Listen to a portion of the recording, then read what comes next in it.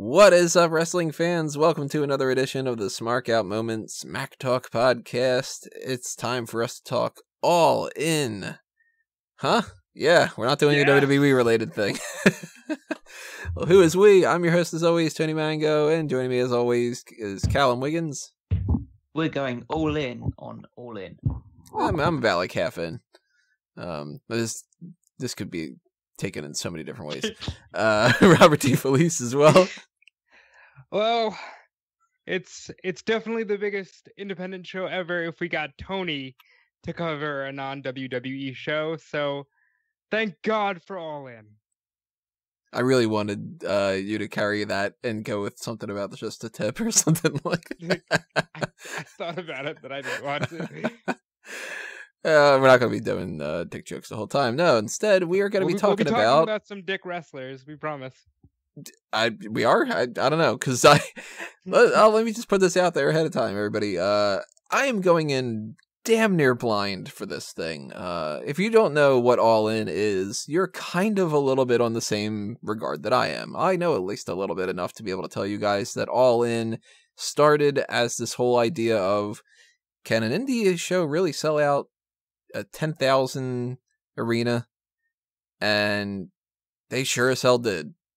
I don't know the specifics about like how quick it was. It was something like 30 minutes or something, right? About 29 minutes plus, I think.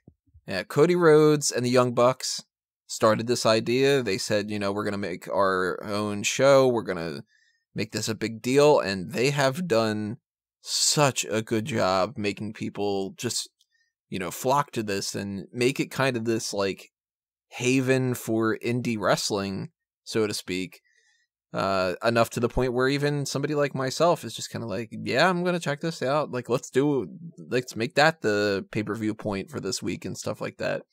Now, normally on a WWE show, I've got, you know, years worth of analysis and checking out everything other than main event because nobody watches main event. And, you know, going into this being like, all right, these are the 20 angles that they can go with going forward. Not the case when it comes to this. However, thankfully, Robert and Callum do know a lot more about these people, so they're going to be filling me in. And I'm basically going to be the guy who is the equivalent of, how much does this guy weigh? Like one of those kind of things. So have patience with me in this at the very least. I know about maybe, let me see here. These are the people that I am actually familiar with to let everybody know. I know a little bit of Nick Aldis from his time as Magnus in TNA and the time that I actually watched TNA. Obviously, I know Cody because he's Cody Rhodes. And Brandy, same thing. I have heard of different people, but I don't know them really. Like, I don't have a clue who Marty Scurll really is for the most part. I don't have a clue who Joey Janela is, period. That name is something I've just heard a couple times. I obviously know Rey Mysterio. I know the Young Bucks. I know Kota Ibushi. I know Christopher Daniels. I know Stephen Amell, but I mostly know Stephen Amell through Arrow, seasons 1 through 4. I've heard of the Briscoe brothers. Haven't seen them wrestle a single match. I know Frankie Kazarian, Madison Rayne, Chelsea Green, Tessa Blanchard, Jay Lethal, Kenny Omega. That's not including the over-the-budget Battle Royal people, but even on that list, Colt Cabana and Billy Gunn. So that's how little I know about some of these kind of things, which will be kind of fun because, hey, you know, let's get some guy who doesn't know anything about what he's talking about to give some fresh opinions about some things that are kind of up in the air. They will fill you guys in on the specifics if you don't know stuff, though. Go to them for that kind of material. So, where do we start here? We start with their pre-show, right? Yep. They're calling that 0 hour. And we've got a tag team match on there. I'm assuming that this is the lowest ranked. The Briscoe brothers, Jay Briscoe and Mark Briscoe, are going to face SoCal Uncensored, which is Frankie Kazarian and Scorpio Sky. All right, so what's going on here, guys? Who is Scorpio Sky? Because when I read that name, the first thing I think of is Too Cold Scorpio, and I know that that's not him. If you remember Daniel Bryan and Kane's anger management segment from 6 years ago, there was a guy named Harold who Kane and Daniel Bryan both told to shut up, and I believe Daniel let him drop on a trust fall, that's who Scorpio Sky is. All right, so he's going to take the fall in this match. He very well could, because the Briscoes are a top tag team. Yeah, essentially, Scorpio Sky since came back to Ring of Honor after a reasonable absence, formed SoCal Uncensored with Christopher Daniels and Kazarian, who were more commonly known at the time as The Addiction, their own tag team. Obviously, Daniels will be preoccupied having a match with Stephen Amell, which we'll talk about later. So the other two will be taking on the Briscoe brothers, who are the current Ring of Honor tag team champions. So, I mean, I'm looking through the Wikipedia page right now for this. The Ring of Honor titles are not on the line. No. It's just like for the sake of it, I guess. Mm-hmm. It's a pre-show thing, and if they book this anywhere similar to what WWE does, it'll be the type of thing where it's like, all right, well, that was kind of fun, but you didn't necessarily need to know it. But this is the thing that's kind of interesting about this kind of card. It's not a storyline-based card. So just by having these matches have no storyline, everything matters. Because it's not like, well, that's not the thing that's going to matter because that's not going to lead to anything. This is a one-off, essentially. So yeah, the Briscoe brothers versus SoCal Uncensored, it's a pre-show. Doesn't mean it's not going to potentially be the best match of the night, right? And I disagree completely with what you said about it just being a pre-show like WWE's pre-shows, because this pre-show is on cable, and this is a chance to expose a whole new audience to the world of indie wrestling, and they're going to go out there with the intention of stealing it, because this is probably the biggest audience the Briscoe brothers have ever had. So they could really steal the show. Well, I'm working under the assumption everybody's going to try to really put it out there and really kind of steal the show. Because it's like, I mean, this started out as something to prove. You would think that pretty much everybody would be like, hey, let's prove that we're not in WWE right now, but we don't need to be, kind of. I agree. Briscoe brothers are kind of a name which has always surprised me that they've never been seriously considered to join WWE or NXT or anything along those lines. It's probably mainly due to their gimmick, because they're essentially rednecks who proudly wear the Southern flag. Yes, and I don't know how much of that is gimmick and how much of that is real. It's a bit of a grey area. But they're, as a tag team, they're absolutely phenomenal. Definitely one of the best teams in the world. And even though it's odd with SoCal Uncensored because they're so technically good, but they've come together and like reinvented themselves at the back end, at least, of both Daniels and Kazarian's careers. They're still very good, but then if people are expecting them to be flying around like they were in the heyday of TNA, then they're going to be sorely mistaken. But it should be a very good match still. Now, again, for everybody who doesn't know, I have no idea, like, the style that these guys have and stuff like that, or, you know, since nothing's necessarily on the line for something like this, anything can happen, but from the buzz of different things and stuff like that, and just the idea in general of the Briscoe brothers being a tag team that I had heard about for years at this point, I'm kind of thinking, as an outsider, Briscoe brothers win, right? Yeah, I think so too. Mainly just due to the fact that there's a lot of champions on the show, and they probably it's a difficult situation where you're hosting this big independent show, which is bringing forward talent from all different areas, but the promotions that are also providing the talent want to keep their talent looking good in the process. So I imagine Ring of Honor, and because both these sides are Ring of Honor, unless they want to set up a future feud between SoCal Uncensored and the Briscoes for the tag team championships Now, there is something about that, because at Death Before Dishonor on September 28th, The Addiction, which is, you know, Frankie Kazarian with Daniels and not Scorpio, will be getting a tag team title shot. If that's already been settled, then they could do like the thing that most people are probably expecting: the Briscoes win, but Scorpio's the one that takes the fall. because then they can at least say, "Oh, well, we'll get the win back when like Daniels is in the fray," even though it doesn't make Sky look particularly good.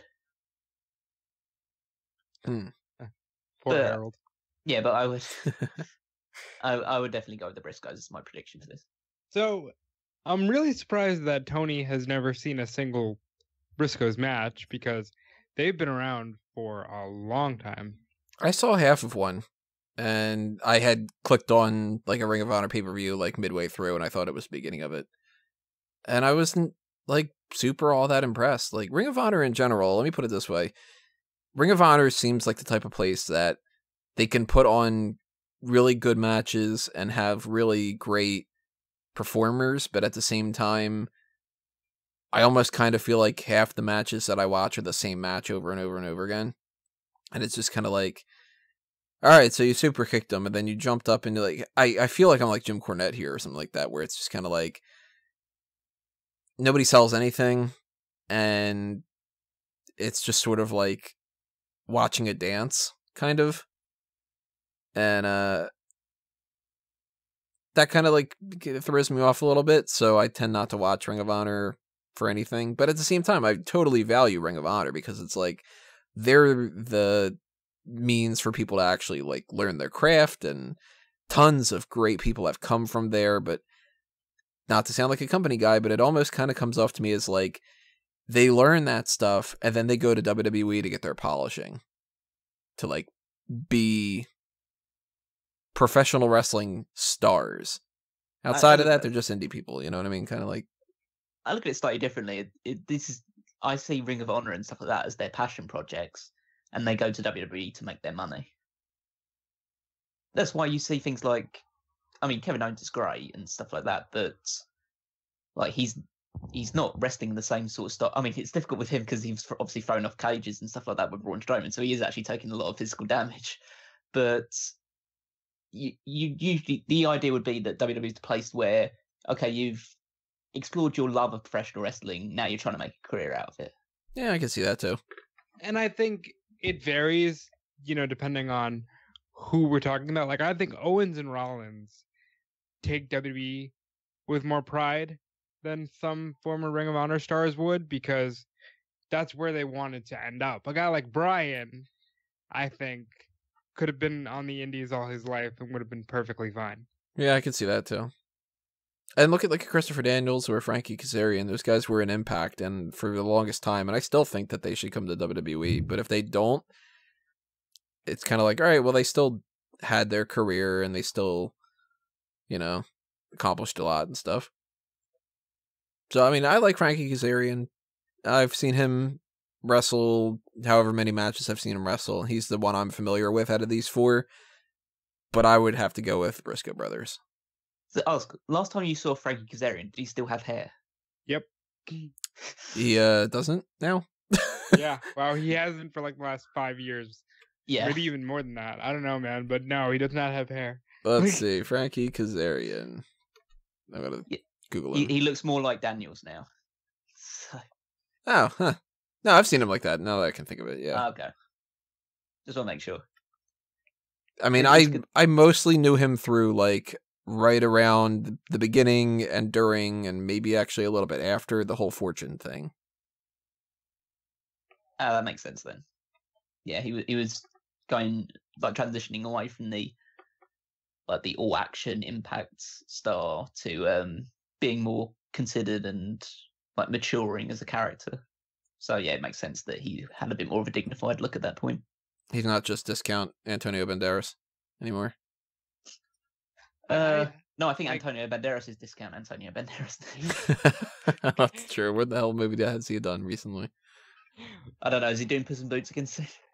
Maybe No, there's I like think- Desperado 8 or something. I think that got picked up by Netflix, Puss in Boots, and he's just one of those Netflix guys. No.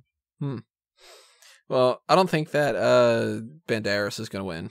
I'm going Briscoe Brothers. What about you guys? Yeah, Briscoes. Yeah, Briscoe Brothers.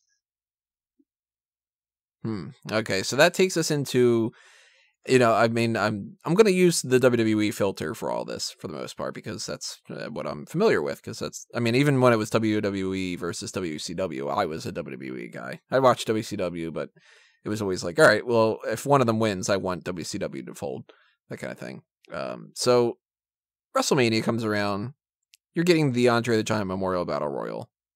You would have been getting the Fabulous Moolah Battle Royal, but she did her stuff, and you get the WrestleMania Women's Battle Royal. On All In, I'm surprised you're not getting the All In Battle Royal. They're calling it the Over Budget Battle Royal.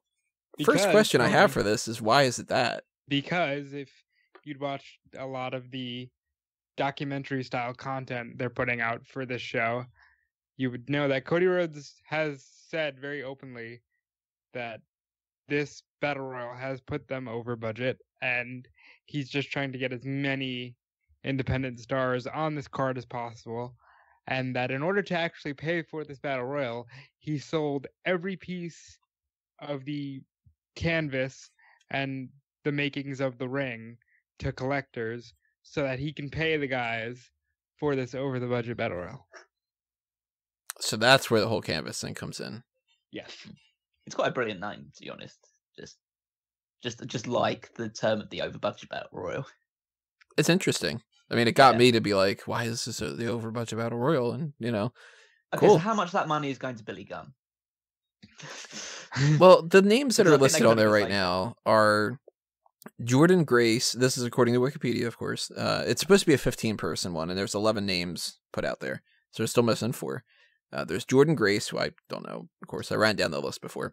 Moose, Rocky Romero, Colt Cabana, Ethan Page, Brian Cage. I promise there's no more that rhyme. Billy Gunn, Jimmy Jacobs, Marco Stunt. That's kind of weird. Brandon Cutler, and Punishment Martinez. I personally, of course, I go, well, Billy Gunn's the only guy I really know, and I would assume that he would be the one that gets the most amount of money. But then maybe somebody like a Moose, because he's a big deal in Impact. Mm-hmm. Colt Cabana, I mean, he needs some money for legal issues, at the very least. I've heard of Ethan Page here and there. And I know Brian Cage is supposed to be a big deal in Impact. That's the dude that's like super jacked, right? Yeah, the current X Division champion. Show you where the X Division is nowadays with this 300-pound like mastodon. And Jimmy Jacobs is the guy that used to work for WWE, who is he was like a behind the scenes type of writer, but now he's a wrestler. Wow, that guy, right? I'm gonna cut you off there. Jimmy Jacobs was a huge independent wrestler like 10 years ago. It was probably when he was in his prime, and he was making a lot of moves with the Age of the Fall faction with Rollins and guys like Harper and stuff like that. And then he did end up doing a behind the scenes thing. He's currently mostly working for Impact as a producer and an on-air talent, but I'm super stoked that he's in this thing. And if he were to win it, I would be the happiest person watching. He's good. Like, he's not just like some dude who, it's kind of like, let's try to. He's more than good. It's not like you've put like Jim Cornette in the WrestleMania 17 Battle Royal. Okay. It's like he actually knows what he's doing. I mean, it's quite appropriate that he's on this show because it was because of a picture with the Bullet Club that he got fired from WWE. So it probably makes a lot of sense that he appears on this one. In terms of like the over budget thing, I mean, I'm not hugely familiar with Jordan Grace, but I know she's like pretty good. So that's a woman in there. Okay, so it's a mixed. That's a woman in there. Yeah. I thought it was just some guy named Jordan. Yeah, I think she's a bit of a powerhouse in terms of wrestling style, so she'll probably be able to like mix it up very well. Moose, I think, is highly overrated in terms of his in-ring ability, but he's a name, and he has a chant associated with him, so he's popular. What's the chant? Rocky Romero is the chant. Hold on, the chant is literally Moose. Moose.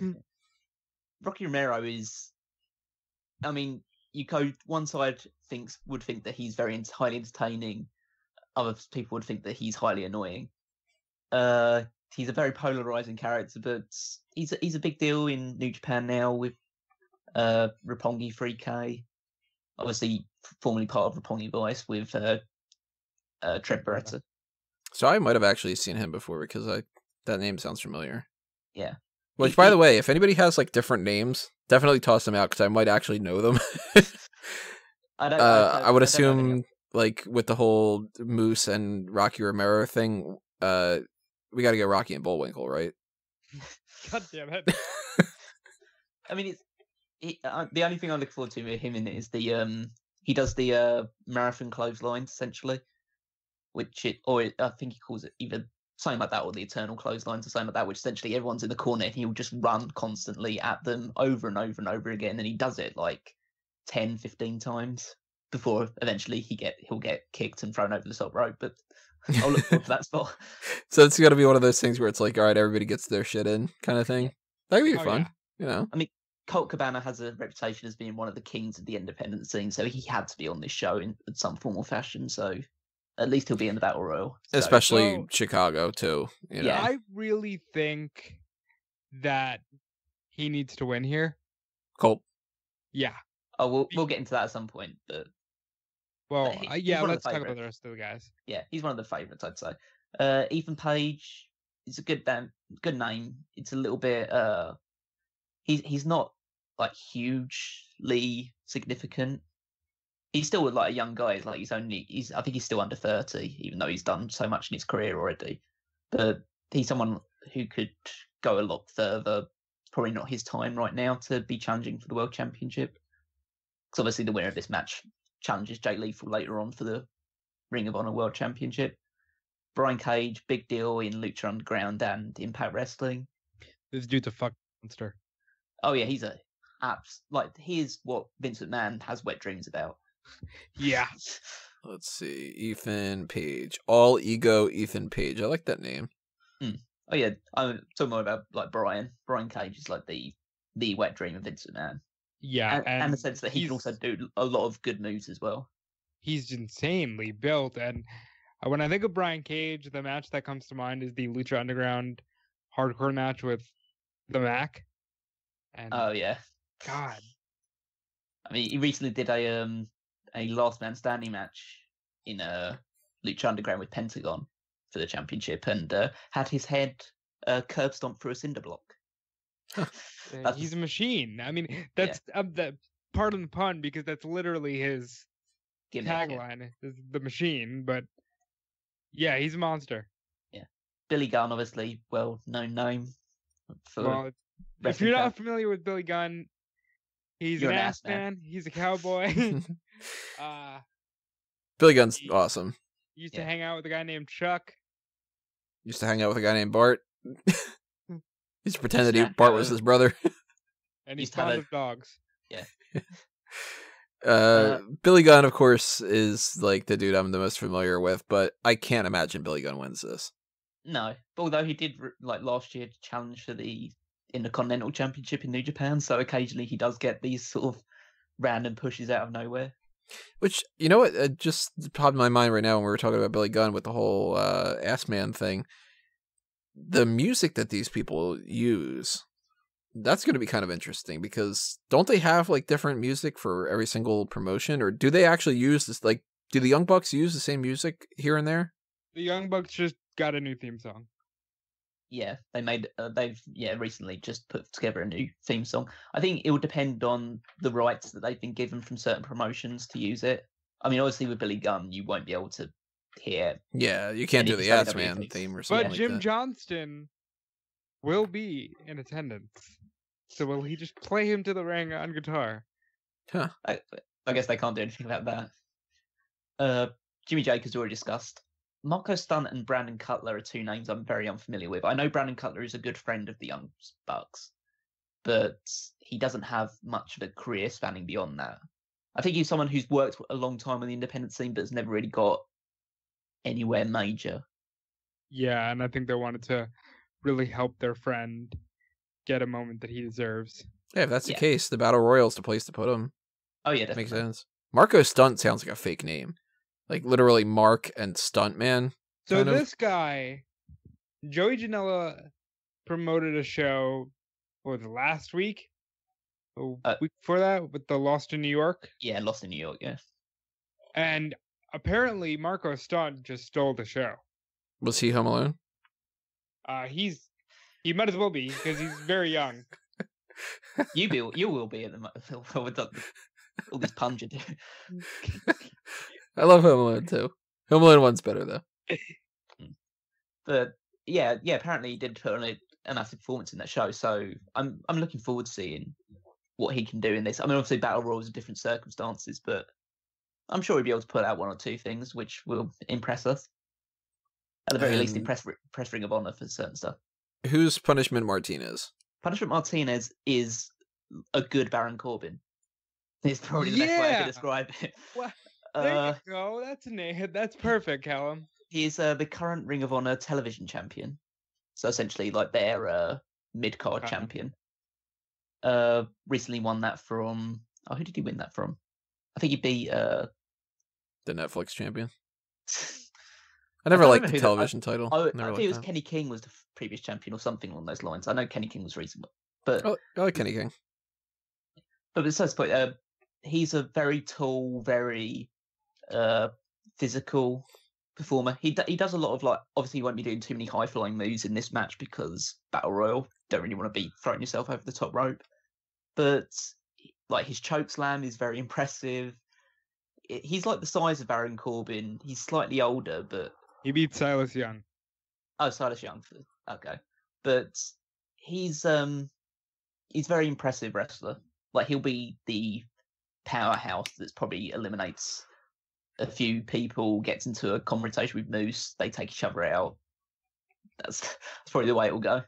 I kind of want Constable Punishment now.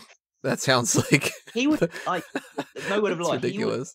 The fact that Baron Corbin is in WWE and this guy is having to. I mean, I don't want to say he's probably having fun on the independent scene, but this guy's on the independent scene and Baron Corbin's in WWE is a bit of a injustice in my opinion. This guy does everything Baron Corbin does to a whole different level and can also do a tope over the top rope if he wanted to. Does he have a solid hairline? No, he does. Wow, they even have that going on too? He has very long hair, but it is definitely thinning at the front. Oh man, I guess he is kind of a carbon copy. Let me look at this guy. Let me see what's going on. That's probably why Corbin decided to shave all his hair off because he was intimidated. Oh shit, he does look like Baron Corbin a little bit. That's more of a tan, but that's about it. Yeah. Wow, yeah, he looks like he could be Baron Corbin's tag team partner, like back when they were doing that whole thing. That's crazy. All right, Punishment Corbin. Then again, there's only 11 names that have been mentioned. Obviously, there are going to be 4 more that will be in the match that we currently do not know who they are. Yeah, so let's speculate about that because there's a lot of people that aren't on this card that people are going gaga over. People think Neville is one. It's going to be Pac. I should say at least. Anyway. Yeah, because they can't go by Neville. Yeah, but I believe Pac will be in this match and win it. There's the whole idea of people throwing out CM Punk. Not a chance in the Battle Royal. Chris Jericho. That'd be funny. Could happen. I mean, he has said on the record, but it's Jericho, so basically anything he says you don't believe is kind of the rule of thumb with him. But he has said that he wouldn't wrestle on American soil. But he, actually, when he did the podcast with the Bucks and Cody, he kind of said if there's a second All-In, that he would do that. Yeah, I wouldn't rule it out. I wouldn't be shocked at all if he's one of those people. No, if he just comes in, yeah, I wouldn't be surprised, but I'd be. But it's just the typical Jericho thing to just make you believe one thing and then just immediately do it. But apparently, Fozzy have got a show on the same night as All In. Oh, okay. So it's unlikely that he'll be doing both. Punk, I don't think that's going to happen, especially because he's in a match with Colt Cabana. That's not going to happen. It'd be pretty funny, just to cut off anything, and Colt Cabana just holds his hand out and says, "Come on, just where's the money?" And Punk just takes out a few $1 bills out of his trunks. And then he's like, "I'm over budget. I'm sorry." That's how they got the name. Yeah. I think if Punk does pop up, he's gonna just do some kind of post-match appearance for something or, that kind of a thing. But Neville showing up as Pac. Yeah. Yeah. Maybe. The only way that doesn't happen, as far as I'm concerned, is if WWE managed to do something. But recent reports have said that he actually is, like, released. Yeah, he's free to wrestle. Apparently either there wasn't a 90-day no-compete clause, or either that's expired and they didn't want to let him know that he'd been released. But either way, if reports are to be believed, he can wrestle for anyone at any time. So he could be on the show. But that would probably take it well over budget, unless he just really wants to be on the show. I'm pretty sure if I was like Park, I wouldn't ask to be paid a significant amount of money for this. So this is the perfect opportunity to reposition yourself.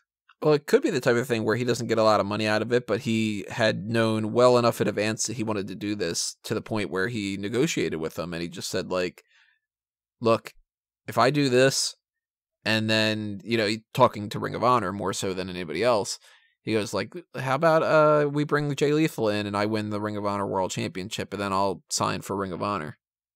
Could be that kind of thing.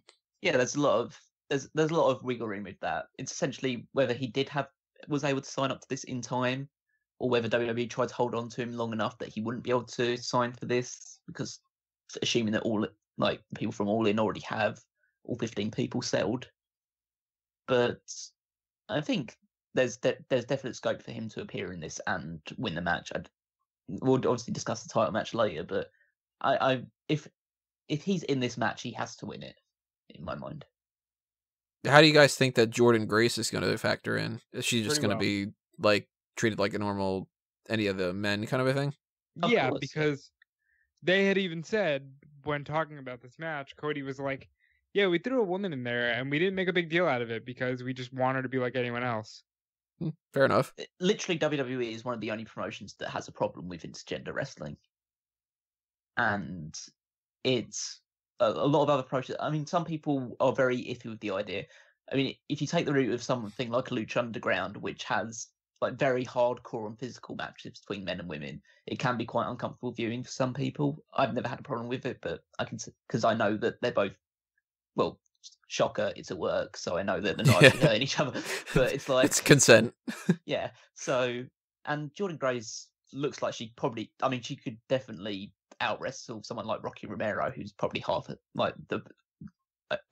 definitely a bit smaller than she is. So she's a very physical presence. So does she knock out Billy Gunn? I bet if you try to touch her ass. Yeah, I can imagine Billy Gunn probably just being like the older guy, plays the, like, oh my god, I'm a misogynist guy, like, character, and she throws him out. I could definitely see that being the case then. Yeah. And Billy Gunn probably would be fine taking that role.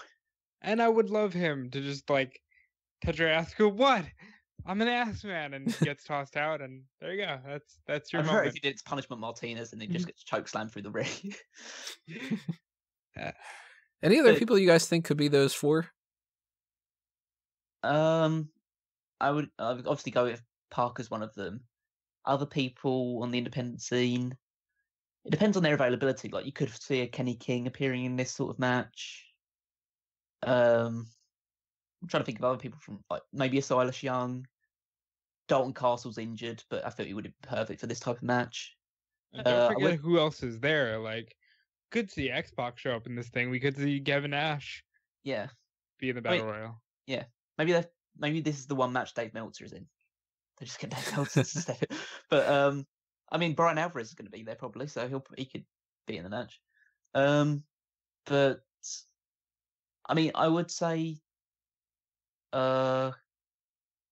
X-Pac is a potential one. I don't know whether they would want to go overboard with the DX stuff. Plus, you already have a Pac in there if that shows up. So yeah, that's. Do you want X-Pac and Pac? Bully Ray, maybe. Oh yeah, Bully Ray could be a good option. Isn't he done? No, he wrestles on Ring of Honor. He still does? I thought that he had to retire. You know, he's still having matches. Nobody ever retires in wrestling, Tony. Come on, Tony. I mean, Ric Flair didn't not have any kind of wrestling matches after that Shawn Michaels thing? He never went to TNA and fucked all that up? No. Why would you do something like that? You know, even Terry Funk didn't retire in like 1985 or something like that. Although Terry Funk might legitimately be done because he was supposed to appear at the convention and had to pull out due to health reasons. So maybe his time is finally. All right, that seals the deal. Terry Funk wins this. But I'd say maybe like if you want to put another woman into it, maybe someone like an Eva would fit in quite well, or Cheerleader Melissa. They've got some. Hey, where's Morrison? Yeah, there's no John Morrison. Johnny All-In. Johnny All-In. You know he would go by that name. Yeah, God damn it. That's what he does. Yeah, if you could get like Johnny Mundo or Tyre Valkyrie Johnny in this in. match. He's just Johnny in. God damn it, I hate that so much. Yeah. I mean, I would say you probably could put Joe Ryan in this match, but he's dead, so you can't really do that anymore. More on that later. Yeah. But, sorry, we'll get to the backstory a little bit later. Somebody grabbed his dick too hard or something? Yeah, there's definitely an abundance of talent on the independent scene that could potentially fill those 4 spots. Hey man, fuck, you don't know. They'll get a Tanahashi to do a battle royal. You just never know. Can we throw Haku in there? We definitely could. He's definitely appearing in He beat New the hell Japan out now, of so the Bullet Club, what, a month ago? yeah. So Oh, that's a dude that's not in here. Tamatonga. He's not on the card. Well, it depends on which talent New Japan is willing to let go, essentially, for this show. Like, they've obviously let Okada come onto this thing, Omega's wrestling, the Young Bucks wrestling, obviously they're Ring of Honor, but they do wrestle for New Japan as well. And Kota Ibushi's a freelancer, so well, he technically doesn't have a contract with New Japan. He's a freelancer. There's no Zack Sabre Jr. He's a big deal. Yeah. Well, Ospreay's not on this card, is he? No. And no Minoru Suzuki or anybody from Los Ingobernables de Japón. I'd pop big for Suzuki. Oh, Suzuki would be huge in this match. Like, I wouldn't care if Park was in the match or not. Then you have to have Suzuki win, because Suzuki should win every match that he's ever in. We're not getting Alberto, right? I hope Fuck not. him. I will be so pissed if he pops up, because then that'll just be like. I like his matches, but I'm so sick of companies getting him and being like, "Oh, this is the biggest deal." I wouldn't be shocked if we got Jeff Jarrett in this match. Huh. Spin my dick. What? Because it's those that are unaware, he recently just lost the AAA World Championship. He was the AAA World Champion at his age recently, so he could, and I don't know whether he's going to be at the event. I assume he would be, because Well, he's all over the convention, so yeah. yeah. So I wouldn't be shocked if he was in this match as well. Who's You that know who dude I'd like that to see? Nick Aldis won the NWA title from? Tim Storm? Think he could be one of those names? No, because he was kind of aging, and I believe he was just like a 55-year-old history teacher or something. Oh, that's weird. Yeah. What about Ellsworth? Oh God. Yes, He's not technically, signed yeah. anymore. Yeah, he's not signed WWE anymore. And he could get eliminated by the woman in the match. Like, And, he's done that whole intergender thing as like a gimmick. Yeah. All right. Well, I know a tag match that's happening the day after, so I'll throw this name out there: David Arquette. He is technically wrestling. Oh man, Yeah. He is technically wrestling again, and the next day, for another promotion, it'll be David Arquette and Dennis I'm Rodman forgetting- against I'm forgetting Jay who Leno. he's teaming with, but he'll be facing Frank the Clown, Nicole Foley's ex-boyfriend, and James Ellsworth. And They're not tag together match. anymore? I don't think so. Oh, can I also throw another name out there that's maybe even more bizarre? Macaulay Culkin. He's gonna be at Starcast. Yeah. All Well, things are possible. We did establish being lost in New York. So yeah, he has expressed interest in doing matches, so I wouldn't be shocked. There's a lot of people there's so many people that are at Starcast and all. And this will be on other cable, places. so God knows who they're gonna try to get. Yeah. I would assume they'd have to pick a big name to not only win win it. the match, but also because the winner does get the title shot against Jay Lethal for the Ring of Honor World Championship. And we might as well go talking about that match too, because it's kind of just up in the air. It's sort of like, all right, well, who wins? Well, we don't know who's fighting. So, do you guys think that we'd get a title change, or is this just kind of like, wouldn't it be kind of interesting to bring in the Ring of Honor World title? I think it was just an interesting thing for the World Championship. I'd be surprised if Ring of Honor would allow the title to change hands, especially before one of their pay-per-view events. I think Jay Lethal would just hold on to the title for a little while longer. Who's Lethal fighting at Death Before Dishonor? I actually don't know off the top of my head. I'm gonna look that up right now. But I think it's just a good way to just put the championship on the show because, like, there's enough like big matches on it, and there's other potential for a title change later on in the night as well. So I think it's just a good way to get a big name champion defending his title. Like Ring of Honor definitely prides itself on having their champions pride themselves more, not so much on the length of their reign, but the number of defenses they have. So this would probably just be another notch in his belt. So Jay Lethal does not have a signed match for Death Before Dishonor. That's probably a smart thing for them to do, really, just to make sure that, just to at least add the element of doubt into this match. So I really think that the ROH title should change hands here, because All In should feel like Special. WrestleMania level big. And there's a lot of cool moments happening at All In, but there's not so many like, wow, that's a cool moment for wrestling. Like, for example, if Cody were to win the NWA title, that's a cool wrestling moment. Like, I was there when Cody won the NWA title. I think we need that with the Ring of Honor title as well. Well, where does Jericho's cruise come in? Because doesn't he have the Ring of Honor title factored into that? He does, actually. He's What's got the Sea of Honor tournament. What's the whole setup with that? Is that like the winner gets a Ring of Honor world title shot? Yep. I mean, if he's got, the all in, I guess, with everybody running this and stuff like that, that could be part of the whole plan too. There's so many different like moving parts in all this independence information. It's just like with the Ring of Honor pay-per-view coming up, the Jericho cruise. When is the cruise? The cruise is Halloween. So that's, yes. I mean, is that before Death? No, that's after. Yeah, Death Before Dishonor is September 28th, I believe. Yes. Okay, so at the very least, you'd have to factor that in first, and then the cruise. So it might not. I mean, I don't know. And the cruise isn't going to be streamed anywhere or anything.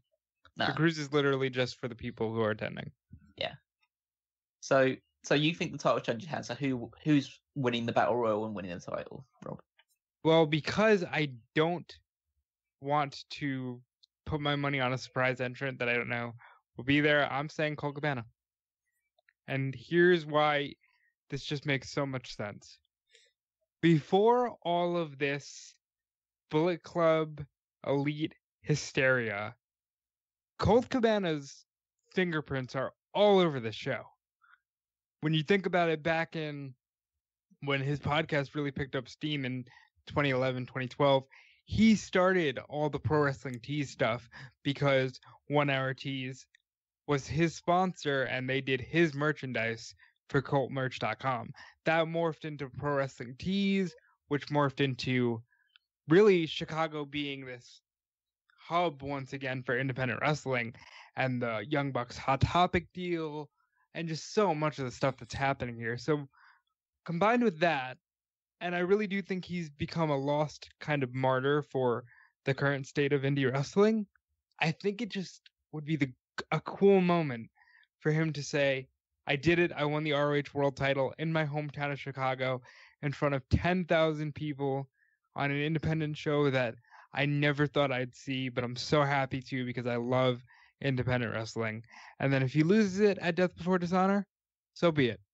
But I think he deserves that moment. I think we could roll out Taylor Hendricks, right?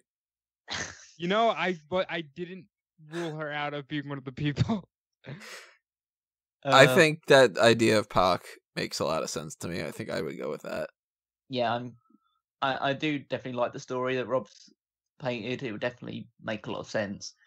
But I think just because of the name value, Park winning and then in a losing effort to Jay Lethal, like just re-announced himself back on the global stage, and then he can go forward to having successful times in New Japan and Ring of Honor and across Europe and all other promotions. But I think this is a great way to reintroduce him and put on a great match as well. We've got, let's see here, a 4-way between, this is the only women's match on the card. Madison Rayne, who will be popping up in the Mae Young Classic as Ashley Rayne, versus Britt Baker, who, if I remember correctly, is Adam Cole's wife? Girlfriend? Chelsea Green, who's the girlfriend of Zack Ryder and has been in WWE here and there, and she's made a big splash in Impact. And Tessa Blanchard, who everybody should know pretty much if they're listening to this podcast. I don't need to break down who Tessa Blanchard is. So I know 3 out of the 4 here. I don't know Britt Baker, but I've heard some good things about her. I know that she's had some buzz of people wanting her to be in the Mae Young Classic and everything like that. And she was there. She worked a dark match. Okay, good. So I'm assuming that this is going to be like as good as it could possibly be.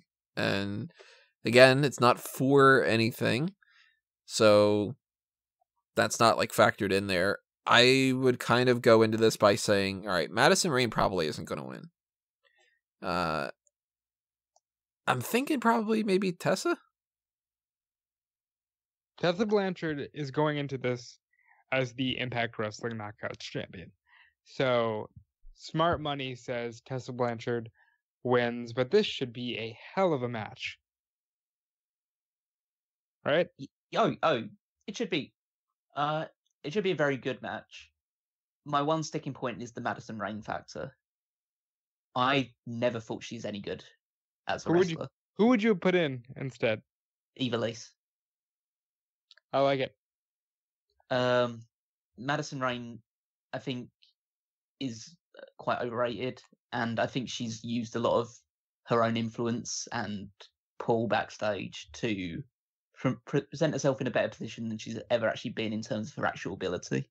It's not to say that she's terrible. She's definitely not the worst wrestler in the world, but I think if this match does get brought down a little bit, I think it will be down to her more than the other 3, who I think are far more talented. Chelsea Green is a great wrestler who WWE definitely missed out on when they had the opportunity to sign her after Tough Enough. Britt Baker definitely will be a big name going forward, but Tessa Blanchard is an absolute superstar. Tessa Blanchard, I've said this to Jordan, and I've said it to a few other people. If I was starting a women's division today, the first 3 names I'd sign are Sasha Banks, Tessa Blanchard, and Charlotte Flair. Tessa Blanchard is great already. And it is kind of weird that they didn't sign her. She's really good. Oh, she's a great promo, great wrestler. Obviously has the lineage behind her as well. I think in terms of like who would win the match, she has the most stock behind her right now, in the fact that like she is like the big name in Impact's women's division. And Madison Rayne, we don't know whether she's angling for a job in WWE. Britt Baker, relationship with Adam Cole, probably assumes that she will be in WWE at some point. Chelsea Green as well, after already having done all the Impact Wrestling stuff, might move into WWE soon. Is it fair to say that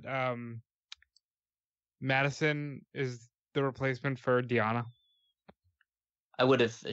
I think Madison was going to be involved. I almost think that maybe someone like Britt Baker would have been the replacement for Deonna Purrazzo. Because I do agree with what you said. I think Madison's good, but there are better, and Deonna would have been that better name. It does kind of surprise me with the Madison Rayne stuff that I don't want to harp on it too much, but the fact that she did sign up for the Mae Young Classic, and that was the reason why Deonna Purrazzo was pretty much pulled out. I mean, I know she signed with WWE as well. Yeah, that's what it was. They offered her a contract on top of that. I mean, it does surprise me that Madison Rayne just, I don't know whether she fit how confident she is of getting a contract in WWE, because she's kind of they're definitely not as ageist as they used to be anymore, but she's kind of in the situation where she'd probably end up like a Serena Deeb, where she'd be brought in but only as a trainer. Yeah, I can see that. Rather than Which, talent. if she's not necessarily like the best in-ring Yeah. person, then would they really sign her as their trainer? Then her husband is working for Impact and probably burned a lot of bridges in WWE. That's kind of like, I don't know. Yeah. But it'll just be an interesting situation. But there's definitely the most stock in Tessa Blanchard right now. And if I was Impact Wrestling, I'd be pushing hard for her to win this match. God, how much politicking do you think is going into these matches? I think it's kind of cordial, but I think there are certain people that the different promotions will want to have win matches, just because of how they're planning to position them going forward. And like Madison, Rayne, Britt Baker, Chelsea Green, they're not affiliated to any one promotion at the moment. They've really got nothing to lose other than to get, and they've got everything to gain by just being on this stage. So, but Tessa actually has a long-term contract. Yeah, and it's whether they could do a situation where just Tessa's not involved in the fall, so she doesn't lose anything by like being pinned or anything like that. But just the smart money has to be on her to win this match. I'm going with Tessa pinning Madison Rayne. What the hell? I'll go Tessa pinning Chelsea. I'd probably go pinning Madison as well, just to make up for the fact that Madison almost killed Tessa Blanchard's momentum in Impact Wrestling by beating her twice and then leaving the promotion. Let's move on to 6-man tag match here. Rey Mysterio is teaming up with Fénix and Bandido. Yes. Against the Golden Elite, which is Young Bucks and Kota Ibushi. So I don't know Fénix and Bandido. Do you like flipping, Tony? Flip's okay. Flipping. Are you Randy Orton on the scale of flipping or no? I think I can do a little flippy. Well, I can't do it, but I can deal with quite a bit of little flippy stuff. So this might end up being one of those swings, depending on how much Rey Mysterio competes in this. It could be like potentially maybe one of my favorite matches. I think Rey Mysterio is overrated. You're not gonna like when you see Rey Mysterio. You know how thin and svelte Rey Mysterio looked in the Royal Rumble. Yeah, doesn't look like that anymore. He's eaten that Rey Mysterio, and oh damn it! And I wouldn't go that far, but he doesn't look as good as he did at the Royal Rumble. That sucks because Rey looked so bad in that last run in WWE, and then when he came back at the Royal Rumble, I was just like, "Oh, this is great! He can move around better." He could always come out and surprise us because he is close to signing with them, if you believe the rumors. Well, so maybe that's why I think he's put on weight, because he's going back into WWE.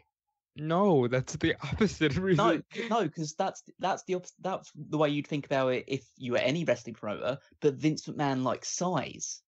That's why Rey Mysterio's always put on the cinema weight. It's not because he wants to. He's just being lazy. It's because Vince McMahon wants him to be as big as possible. Because otherwise, it's not realistic him winning any matches. Why do you think he got svelte when he left WWE? It's not because he was so desperate to come back. It's because he could start looking after himself and he could be small again. Now he's put on a ton of weight because he thinks, I assume he's going to be coming back to WWE soon. And so he's tried to put on like 50 pounds. Unfortunately, most of it's gone to his gut rather than his like chest or anything like that. But that's the way things work for him.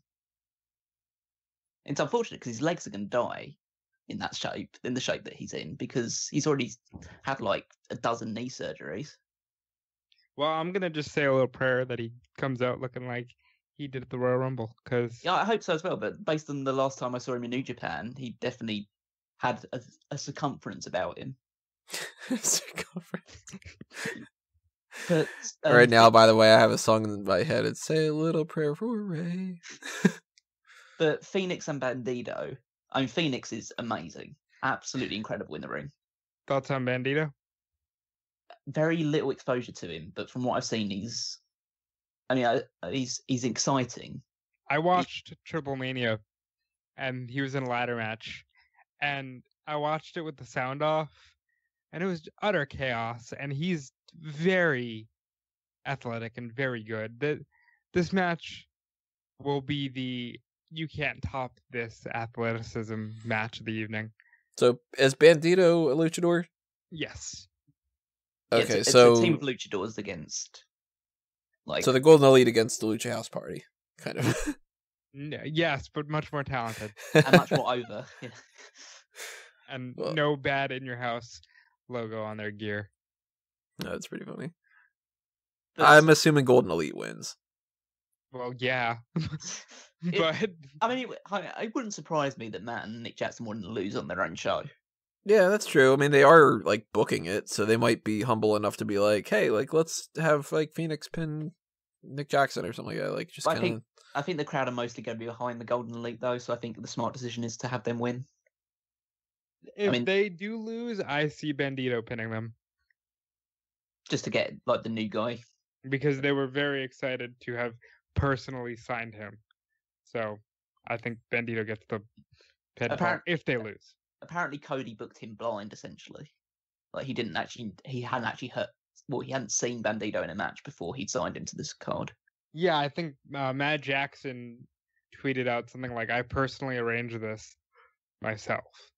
So I see good things for him. Yeah, but I'd say the Golden Elite, and this will be a great match. Be a fucking great match. I'm assuming another great match will be Kenny Omega versus Pentagón. Holy fuck! Yeah. This is an interesting one.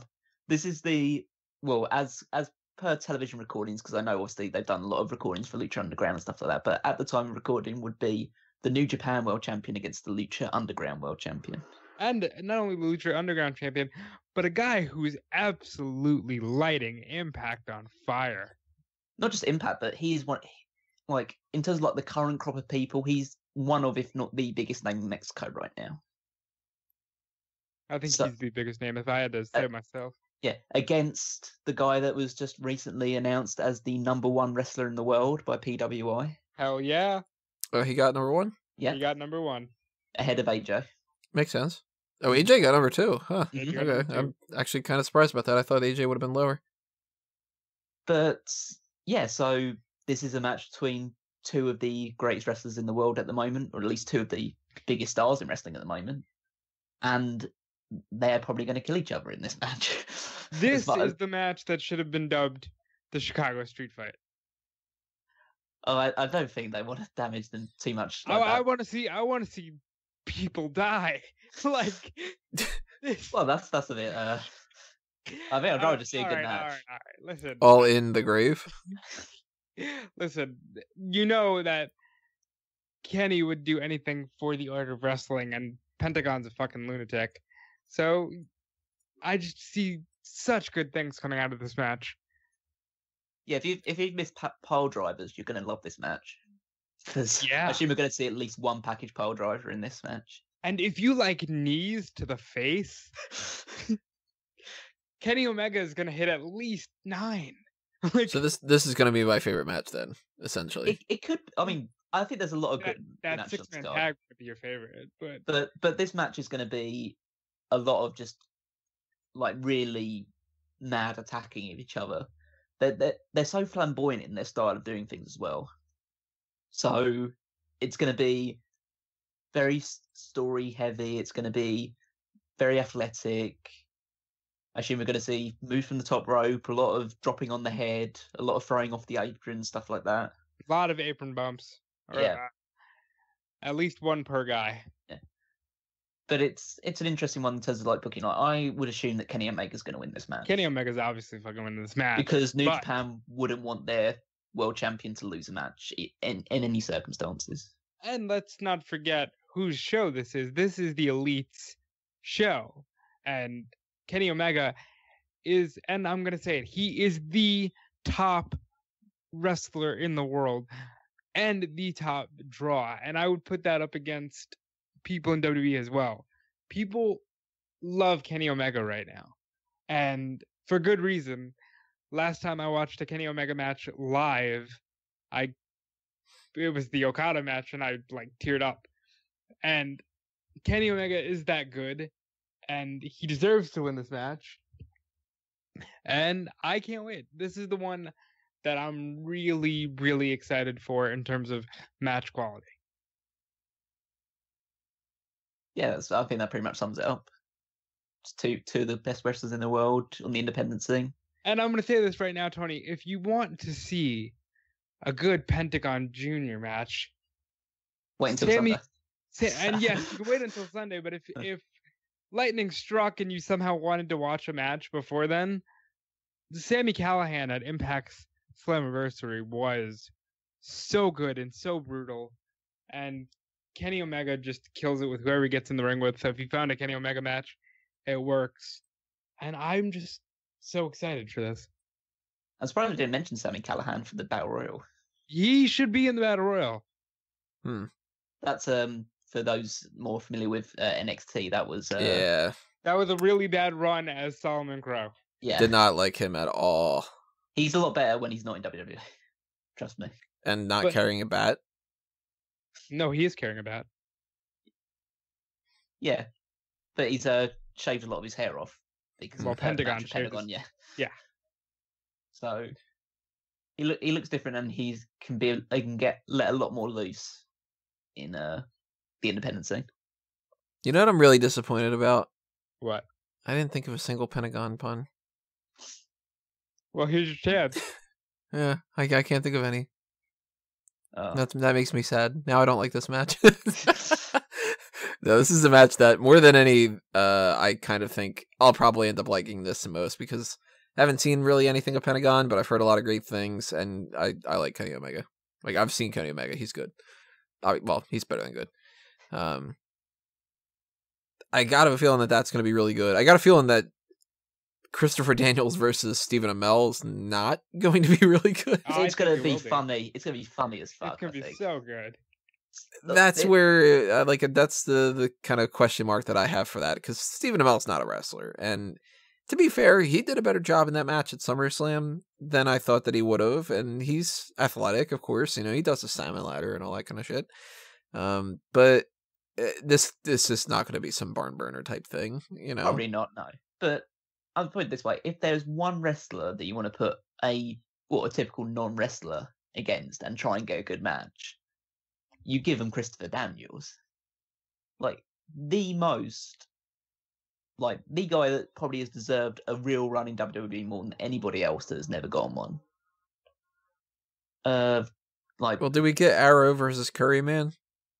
Because that's really what I want to see. Sort of Curryman reference that would be amazing. But I think the match has been built up well through the being the elite shows. Daniels is a great comedy wrestler as well as just a great wrestler overall. I'm sure Stephen Amell will hold up his end of the bargain because he was good during the SummerSlam match, and he's had a few more years to try and get better at it since then. Hey, who did he team with in that match, by the way? Yeah. Yep. Maybe get Park in there as well. Just saying. There you go. Bad News Barrett wins the over the budget battle. That's weird that nobody in that match is with WWE anymore. Yeah. It worked out better for the Indies. Yeah. Hey, it's better to have one of those scenarios where it's like, oh, they're all working in the Indies, than when you look back on the certain cards and you go, oh, look at that, they're all dead. So that's the more positive way to look at it. I think this match will be a nice palate cleanser of a match. It's a match you don't have to take too seriously. There's not going to be amazing athleticism or signs like that. There's going to be a few big spots where Amell comes off the top rope, does something amazing, I imagine. But in terms of an actual match, you'll probably just be, I don't want to say short, but briefer than the other matches, and it's a match you can just kind of have fun with rather than get really invested and emotionally driven by. Yeah, it's got to be the fun one, right? I think a lot of the matches will be fun, but this will be not necessarily a bathroom break type thing, but the one where it's just kind of all right, let's let ourselves loose a little bit. Yeah, in a WWE equivalent, this would be the hog pen match. Yeah, okay. That makes sense. It'll be far better than that.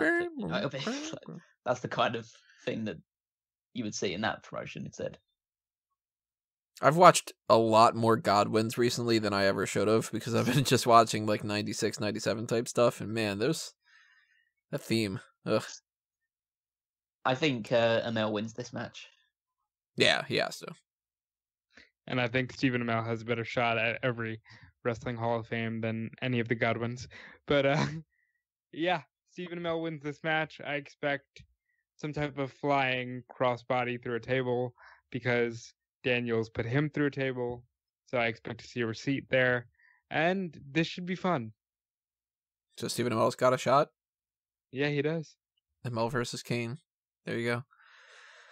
Mass versus mass. Let's see here. Chicago Street Fight. We've got Hangman Page against Joey Janela with Penelope Ford. Now, here's my perspective of it. I have never heard of Joey Janela really all that much. I've heard the name only really building up to this. I don't have the slightest idea who Penelope Ford is. Hangman Page, I've heard good things, but I haven't seen anything. So, Callum, Mm-hmm. who do you think's got the biggest dick on this card? Is it Hangman Page? Is that his name? Like, really? Well, I think the biggest stiff is in a coffin somewhere in the being the Elite universe. But I don't know. It might be resurrected for this match. It would be, yeah. It's a very hard decision who is the biggest member in this crowd. All right, stop dicking me around with it. I'd probably. I'm in terms of like the actual match. Hangman Page is such an underrated talent. He is, Imagine if JBL was good. like could wrestle. That's who Hangman Page is. Like, imagine JBL could do a standing shooting star press. That's who Hangman Page is. Yeah, JBL does dives off of balconies. That's Hangman Page, Tony. He is his run in the G1 like climax tournament. Again, another dick pun, but carry on with that. But he was like a real crucial part of that in terms of like the match quality he was producing. Really, like cemented himself as somebody to look forward to in the future. Joey That's Janela, unless he gets the shaft. Joey Janela, I am very unfortunately very ignorant about. I know only so much about him. I know he's both a promoter and a wrestler. I know he's doing a lot of like good work behind the scenes as much as he is like in the ring right now. But I've never actually seen him in a match. You didn't watch the match with Leo Rush where he no-sold the fucking... I saw the spot. That's Joey Janela. Joey Janela is the one who hit the package pile driver off the ladder to Leo Rush that he no-sold. Yeah. So I immediately don't like him just for allowing that to happen. But like, Janela is really good. I like he's called the bad boy. He's got kind of like a 80s 90s vaporwave aesthetic to him, the way he looks. I think this is a street fight because, well, Hangman's kind of a brawler, and Janela did make his name by taking that fucking disturbing bump from Zandig into the truck with the fire.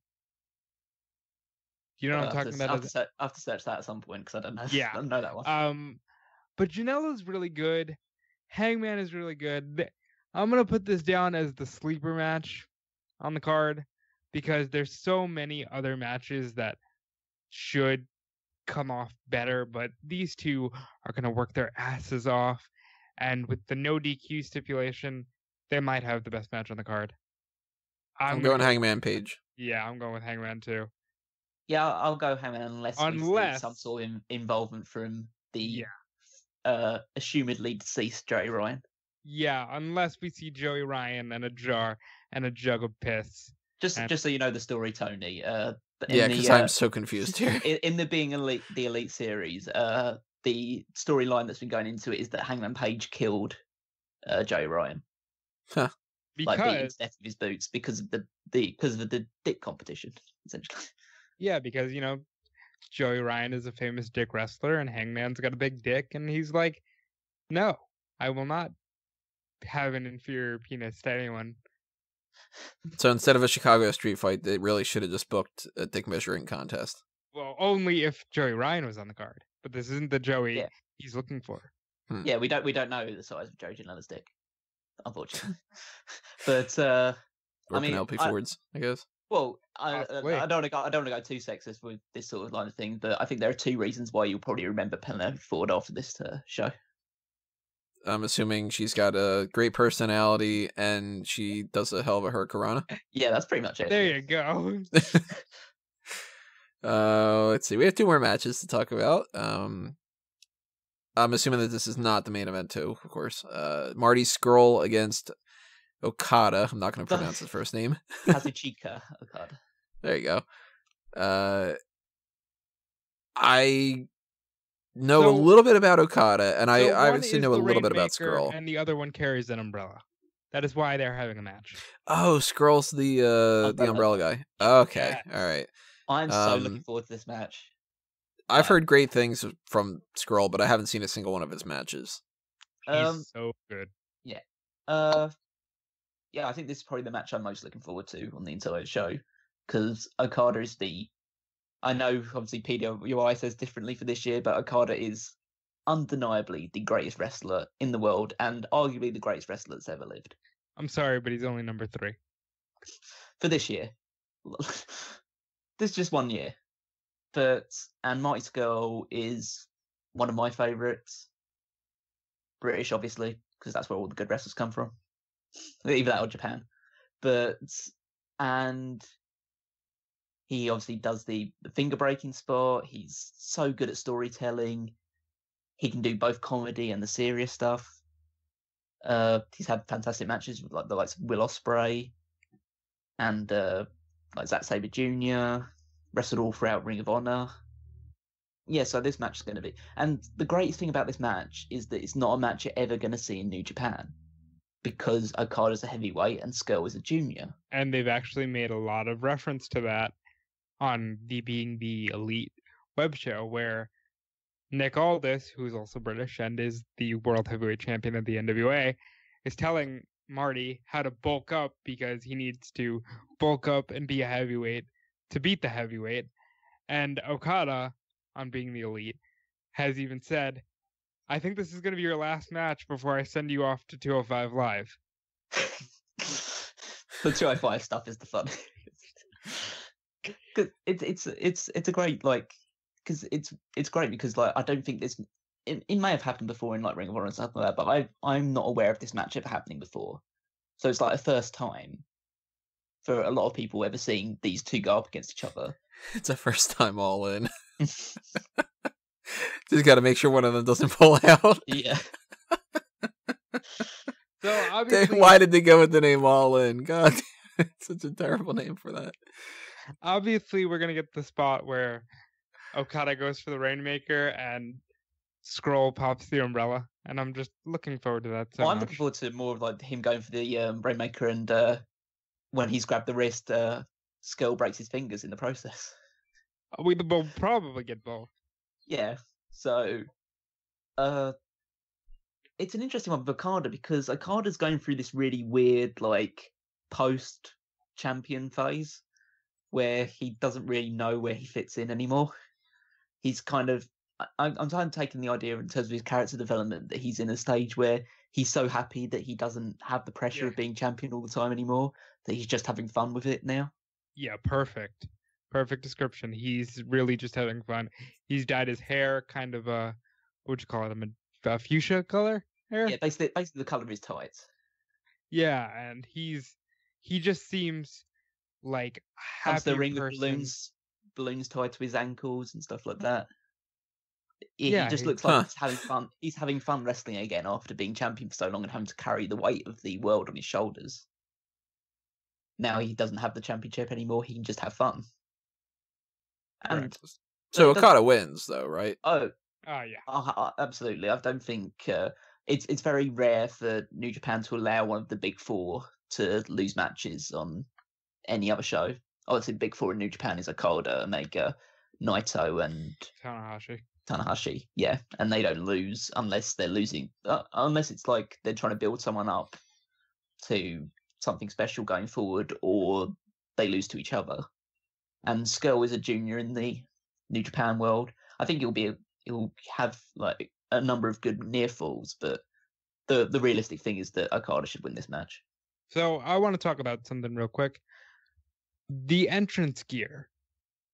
I watched Wrestle Kingdom, and Scurll's entrance gear was incredible. I think that All In is a big show. I think some people are going to bring it. I think you see a cool entrance from Cody, and I think you see a cool entrance from Marty. What do you think about that, gimmick-wise?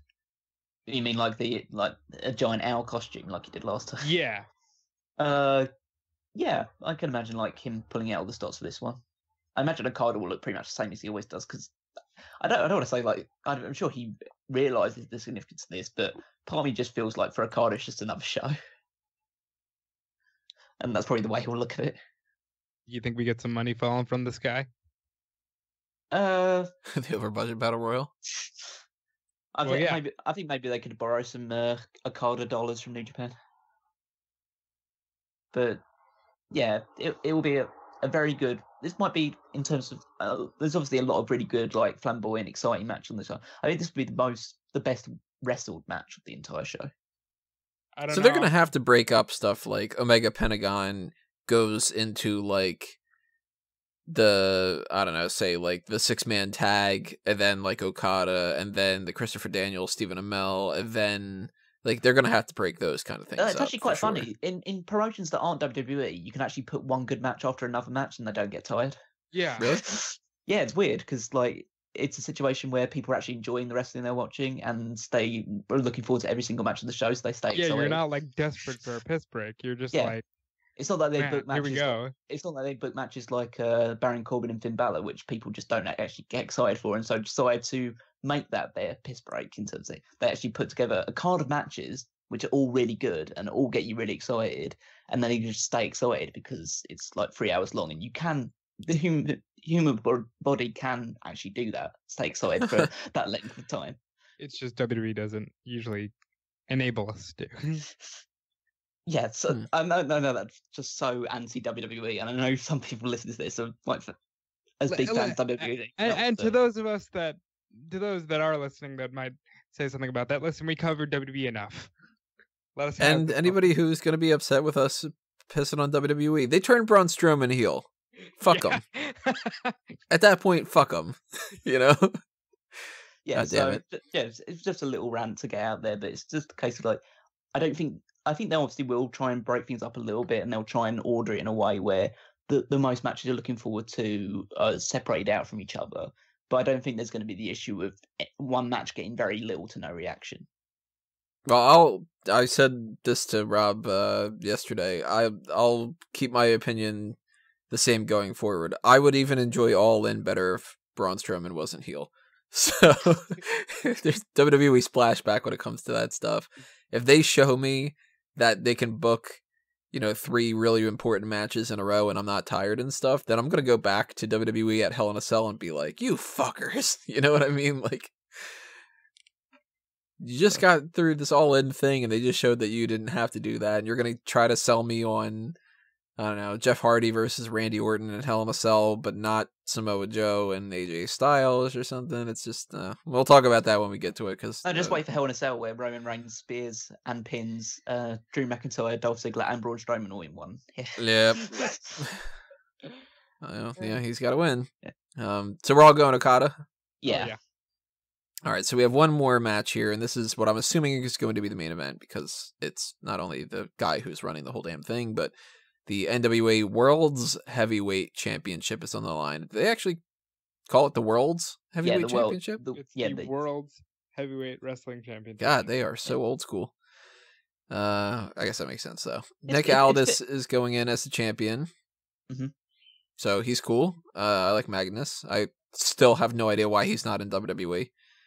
And Cody Rhodes and Brandy Rhodes on the side, which I guess he can go by the name Cody Rhodes, or is it just still Cody? He'll be Cody. Yeah, if it's being broadcast, if it's an event that's broadcast, he has to go by Cody. Okay. But they go by the trick of just saying Cody and Brandy Rhodes. That's what I would do. Because nice. Brandy Rhodes was never taken by WWE, so she can take that name. God, if I was him, I would just throw whatever money at just getting my fucking name back. Only because. Well, I don't think it's money related. I think it's just spiteful. Yeah, well, it's fucking stupid. Like. Yeah, well, unfortunately, we have to just blame WWE for that one. They're the people that aren't letting him use his name. So. Well, Cody's great. I've liked yeah. Cody since the very beginning. I thought that when everybody was going gaga over Ted DiBiase Jr., I was like, I kind of like Cody better.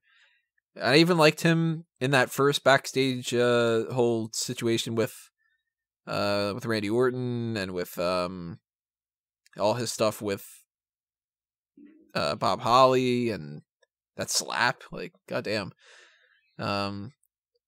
Cody's one of those guys that I think should have been a world champion, and I really hope that at some point he does go back to WWE and gets that world title. He will. And I'm hoping, maybe, based off of the way that this is, the NWA championship and stuff, if that's not in the cards, I would like to see, because, my history when it comes to, I'd like to see things get merged. I'd like Cody to win the title here for the NWA title and to just kind of, I don't know, take a Dusty Rhodes kind of thing going. Like, NWA becomes, like, into the fold. They bring a lot of, like, Ring of Honor and so on and so forth. All these companies start working together. Then, All In could literally be, like, a going forward thing of, we have these types of shows and everybody from all these different promotions, they're all in on these promotions. And they're all like headed by the NWA type thing. You seen like All In or like an NWA big show being like the next Starcade, really? Yeah, kind of. And I think that if that's going to happen, Cody has to win the title. I completely agree. I will say, Billy Corgan has said recently that, hey, maybe with all these shows, the idea of everybody converging under the NWA banner isn't the worst idea in the world. I hope that's a good sign for something, because I'm not Tony when it comes to, I want to just see everything merge completely, but a little more order and a little more, a definitive number 2 brand in America would really help out. And, I think that this show, the one issue with this show is, yes, they're going to plug the entire time. You can see the Briscoes in Ring of Honor, and you can see Tessa Blanchard on Impact. But I think if this show does really well, it's going to make a lot of people say, yeah, but I want to see you guys all together all the time. Well, that's the next event. Yeah. You got All In, and then you got All Together, and then you got All the Time. I think I mean I'm.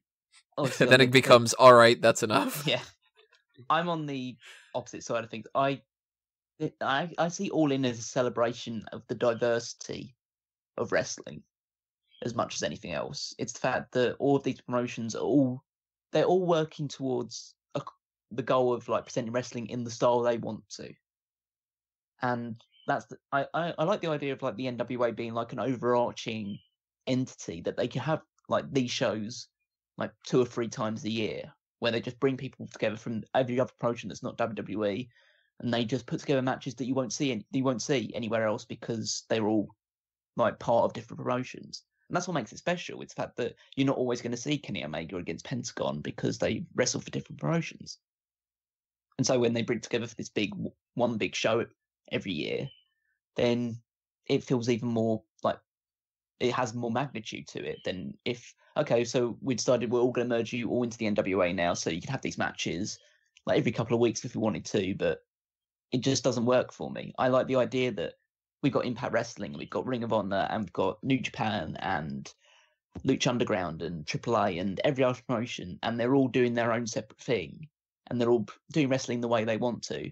But then 1, 2, maybe 3 shows a year, just bring some of their top stars together, just put on a show like this, and that can come under the NWA like bracket.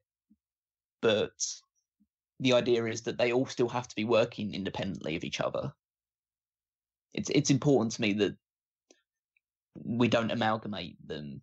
We don't take a huge success, which I assume this will be. I'm hoping this will be at the very least, and use that as the backing of, okay, we should start putting wheels in motion to get all these promotions just together and create a second entity to WWE. Let one of them stand on their own. If one of them wants to be a single competitor against WWE, let them do it on their own. If the crowd are behind them enough and they do push them like organically enough to be the real number 2 to WWE, then let them go with it. But still have this collective of, okay, no matter how big one of us is going to get, like in terms of like potentially matching WWE's dominance over everything, we're still going to come together and help the other promotions up as well as like ourselves. Because at the end of the day, this is just helping every promotion out. It's giving them all more recognition and all more awareness.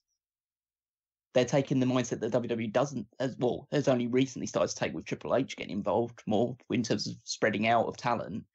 In the idea of WWE previously saying, "Oh, we can't involve everybody, we've got to isolate ourselves.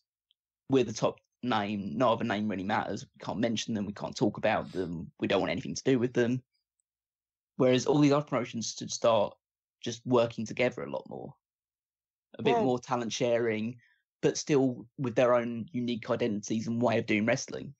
But I'm fine with that because that's what the NWA was always meant to be. Oh yeah, definitely. I mean, the NWA, even though it gets kind of lumped in as this Jim Crockett brand of like Flair and Dusty and, Road Warriors and stuff, it was just the governing body, and you had, Memphis and Mid-South and all these other territories doing their own thing.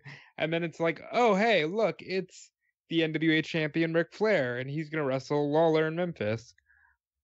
Like, I'm cool with that as long as it establishes a clear-cut goal, because I think wrestling works better when there's a clear-cut goal in mind. And I definitely think that everybody still can continue doing their own thing, but as long as you have the NWA Championship as the biggest prize, it makes everything much more prestigious. Also, change that belt. No, absolutely not. I like the classic style of it. Ugh, I hate it so much. I love the 10 pounds of gold. It's uglier than the European Championship. Why? I don't know why it is. Somebody designed it and they thought it was good.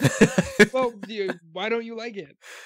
I don't like anything about the way that design is. I don't like how it looks like the center plate is just like a stock shape that you'd find in like Photoshop. That they were just kind of like, I don't know, the one that looks like it's fucked up circle with a couple tumors to it. Like it's just it doesn't have a good shape to it. I've got to agree with Tony. It's not the best looking belt, but just because of its prestigious nature, then I would never advocate changing it. I'd get rid of it immediately. There's a great book called 10 Pounds of Gold that I think everybody should go and pick up on Amazon. Get a little more backstory on the belt. Melt it down and make a chain for No, we're not melting it down. Oh, you know what NWA could really do with? A spinner belt. Yeah, there you go. Yeah, right. That's just as bad. Yeah. Especially if that belt was spinning. Good lord. Yeah. But no, I liked that. I mean, it makes sense to me, that old big gold belt. Like, I never really got, like, super crazy over that. Especially not super crazy on the card. Did you get over it? Yeah, there you go. Somebody bought one of the porn parody ones. Really? The Pornhub things. I don't know if I can't remember if they bought the Pornhub one or if they bought the Juventud Pornhub one, or if they bought, because I have a couple other ones on the A Mango Tees ones. One of them says this logo, just for anybody that would recognize it. They might have bought that one, or it might have been the YouTube one or something like that. I don't know, but somebody bought one of those things the other day, and I was just kind of like, look at that. So I hope that somebody bought the Juventud, because that'd be fantastic. Somebody walking around like some convention getting signed by Juventud, and he's just kind of like, wait, what? But the big gold belt at least looks prestigious to me, more so than the NWA one. Of course, even if Cody wins this, he's not changing the belt, because he grew up with Dusty having this connection to those kind of things. So also, I presume that WWE own the rights to the big gold belt design now. So yeah, probably. But I mean, that that kind of just boils down to me as to being one of those things where it's like Cody wins if they're going to do something going forward. If not, then maybe Nick Aldis does win. Well, or maybe Cody wins and they don't do anything and he just holds the NWA title for a little bit and drops it in a couple of months or something like that. It'll be Somewhere very else. telling where they put this match on the card. If it's not the main event, that's your first sign that maybe Cody isn't winning. Yeah, Yeah, I can see that. I think it makes the most logical sense to have Cody win the title. Nick Aldis, I think, is a great champion. He's a great talker. He's a very good wrestler. But just because of the brand value that Cody has, the fact that this is his event, he's big in Ring of Honor, he's huge in New Japan, he has the WWE connections as well. He has such a huge reputation. Yeah, this is the opportunity to win a title that his father held, to win a title that has meant so much to just the whole legacy of wrestling. And he's got the pencil in this case, so if he could. But I assume that he's had a lot of discussions with NWA. It depends on what NWA wants to do going forward. Yep. And I think they want to make themselves big. And I think the biggest thing to do would be have Cody Rhodes win the title. And Nick Aldis will get a lot of exposure and buzz out of this show. And I assume he wouldn't be out of the NWA scene altogether if he wants to stay with the promotion and keep working with that. I assume he'll probably hold the title again one day, or he'll use this to get his opportunities in New Japan or Ring of Honor. Or they could just build this as being like Cody Rhodes wins here, and then at some big NWA event in the future, Nick gets his rematch and wins the title back. That's not what they've been doing lately. The NWA has rebranded under this video series called 10 Pounds of Gold, where whoever the incumbent champion is just goes around to different promotions defending against whoever. Mm-hmm. So that'd probably be the way they would do it for Cody and every other champion as well. And I think that Cody is a huge piece of the NWA puzzle that Billy Corgan has in his mind. And I do think they want to make it a hub. And I do think they want to, not merge, but I think they want to be that governing body again, This could be a title that just hops around every single promotion in the world that's not WWE, obviously. Just like a title that, okay, I don't know, CMLL, you're having a match, putting a card together. Do you want to have the NWA World Champion on the card? Just have a match in there? Maybe just put one of your top guys against him? Yeah, we can do that. Or just like any promotions in Canada or across Europe or anything like that. You just say, okay, well, like Cody or Nick Aldis or whoever is available. So do you want to put on the NWA Championship match against one of your top guys? Whether they win or lose it or not, it doesn't really matter. But just have a guy touring around, and then when they lose, then the guy that wins it starts touring around. Just a way to get another big championship match on loads of different cards across the world. So, bottom line, what do you guys think's happening? I'm going Cody. Cody has to win here. Like I said with Colt potentially winning the ROH World title, this would be such a huge wrestling moment, and I would not be surprised 1 second if Cody wins this belt, the ring fills with streamers, and Cody kind of cuts a promo reminiscent to when Dusty first won the belt, and the whole, get a dream, hold on to it, and shoot for the stars, because that is what this show is at the end of the day. The show was a dream. They chased it, and it became the biggest thing in the world. And this needs to be punctuated by Cody winning this NWA title. And I hope for the absolute best going forward. But even if this is a one-off show, this is the most historic show of our lifetime. And I think Cody has done a great job, and he deserves this moment and this belt. Callum, you got to pick. Cody or Aldis? I mean, I wouldn't say it was the most pivotal show of our lifetime. I thought Capital Punishment, 2011, was pretty, it's pretty important. Well, Cody might have finally topped Little Jimmy.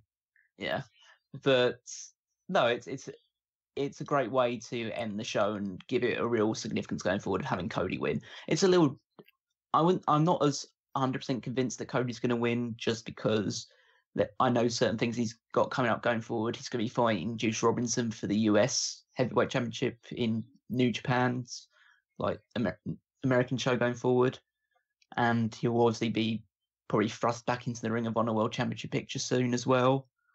But I think it makes the most sense, whether it's for a long time or whether it's just a short-term thing, to have Cody win it here. So Cody Rhodes is my pick. And then Roman Reigns beats him. Yeah, definitely. Well, the universe is better than the world's championship. Well, that is All In. Saturday is when it's going down, and hopefully we'll be able to check it out and do a post show. That's the plan, at the very least. Not hopefully, we're doing. Well, if it's just it me, is. even if it's just me and Callum, folks, we will be doing a post show. We promise. Stay tuned for that, everybody. And if you want to be aware of when that gets posted on YouTube, then of course hit that subscribe button on our channel here and ring the bell for notifications, and follow the Facebook and Twitter accounts at SmarkOutMoment, and check SmarkOutMoment.com. Those are the avenues for those kind of things, as well as iTunes and Stitcher.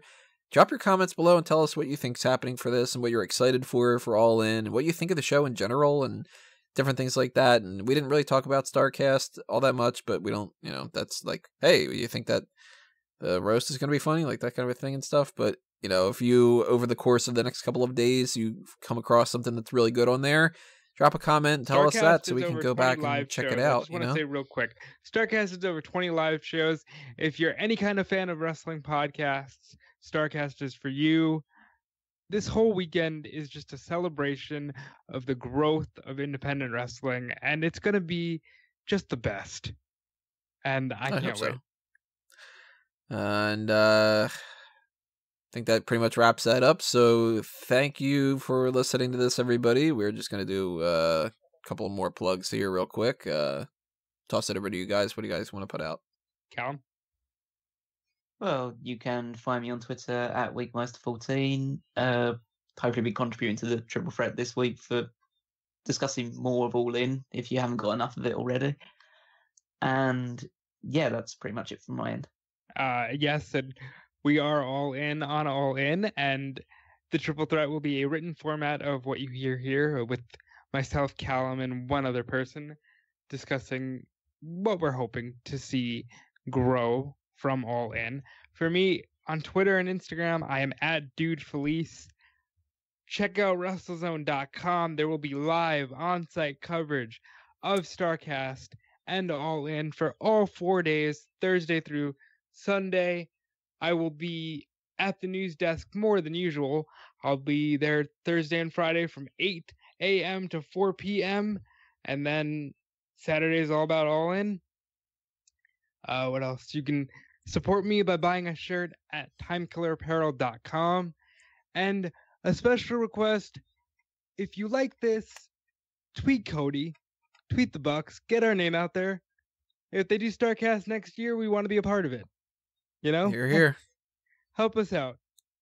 And if you want to help us out on some other ways that you can do that, as far as like the monetary side of things, hit up the Patreon that we have for not only this, but also Fanboys Anonymous. And if you want to check out Fanboys Anonymous, go to that website and subscribe to the YouTube channel and do all that kind of stuff. But, if you want to see more things like this going forward, think about throwing some spare change our way, and maybe we'll be able to do some of those kind of things. And you could also do that by buying a t-shirt or some other kind of merchandise over on the Redbubble and TeePublic, different sites that we have.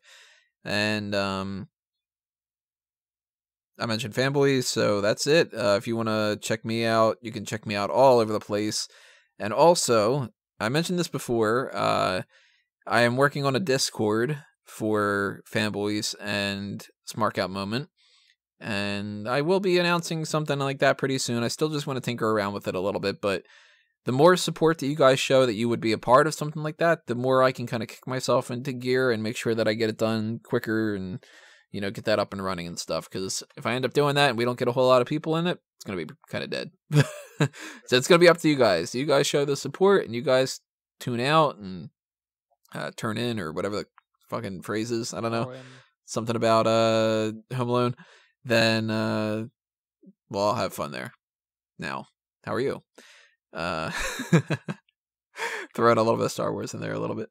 So that is going to do us in for All In. We will see you in the post show, everybody. Thanks for tuning in. This has been another Smark Out moment, and we're being counted out.